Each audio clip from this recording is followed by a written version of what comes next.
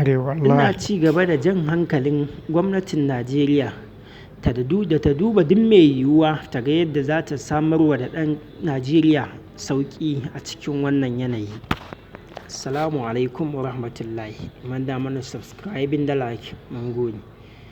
Injiniya Dr. Rabi'u Musa Kwankwaso ɗan takarar shugaban ƙasa a ƙarƙashin jam'iyyar NNPP wato mai alamar kayan marmari ya shawarci gwamnatin Najeriya da ta yi duk mai yiwuwa ta ga ta samarwa ɗan Najeriya sauƙi kafin ta ƙarƙare mulkinta.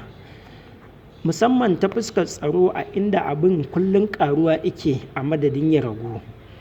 Ya kuma shawarci 'yan Najeriya da su duba su ga wanda idace su zaɓa a matsayin wanda zai jagorance su a cikin zaɓen shekara ta 2023.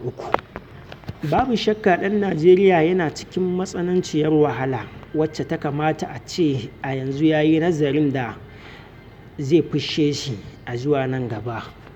Ya zama wajibi ku ceci rayuwar 'ya'yanku da ta jikokinku ta nan gaba ta hanyar kaɗa ƙuri'a ga wanda ya cancanta ba da dukiya ba ko kuma da ƙarfin mulki. Ya zama dole talakan Najeriya ya farga ya san wanda zai jagorance shi a kakar zaɓe mai zuwa ta 2023. Haza wassalam.